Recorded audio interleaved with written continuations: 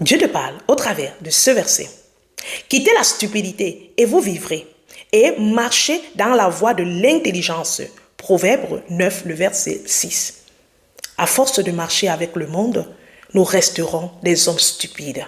Nous resterons des femmes stupides et on sera des hommes toujours insensés. Parce que le monde ne marche pas conformément à Dieu, mais conformément à lui, avec ses principes, ses lois et sa sagesse. Mais suivre la voie de l'intelligence, la loi de l'éternité, va te permettre à être un homme rempli de sagesse, de connaissance, de droiture. Pas seulement pour ta propre vie, mais aussi pour ta génération future. C'est seul Christ qui peut nous enseigner à être intelligent. On ne va plus prendre notre corps comme un jouet. On ne va plus prendre notre mode de faire comme des jouets. On ne va plus faire des choses folles ou insensées. Mais il y aurait de la discipline dans tout ce que nous ferons. Mais à force de marcher selon le monde, on serait toujours dans l'indiscipline où nous dénuder serait normal, où voler, insulter, être arrogant, être méchant, violent serait normal.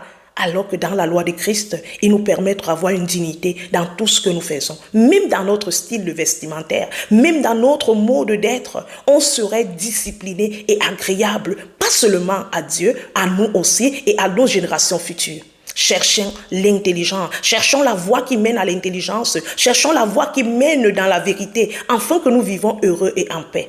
Ne reste pas dans la stupidité, ne reste pas dans l'aveuglement, mais laisse que le Seigneur t'ouvre ses yeux, afin que tu marches dans sa droiture. Nous prions. Éternel, nous te disons merci pour ta parole. Nous te demandons pardon pour combien de fois nous avons pris notre temps de demeurer dans les choses stupides. Nous avons pris, Seigneur, le temps de demeurer dans les choses qui ne sont pas nobles. Seigneur, notre Dieu, cette stupidité nous a rendus des hommes qui ne sont pas nobles. Mais Seigneur, au travers de ce verset, nous comprenons que nous devons prendre tes voies. Alors donne-nous la force de prendre ta voie, afin que nous restons et nous soyons dans la sagesse et que nous reflétons la sagesse dans notre mode d'agir, de faire et de marcher. Nous te supplions, mon Dieu, mon roi, aide-nous, afin que toi seul tu sois glorifié en nous et que ton nom soit glorifié au nom de Jésus. Viens et veille sur nous au nom de Jésus. Amen. Amen. Que le Seigneur te bénisse. Merci d'avoir écouté ceci. Aime et partage avec quelqu'un autour de toi. Shalom.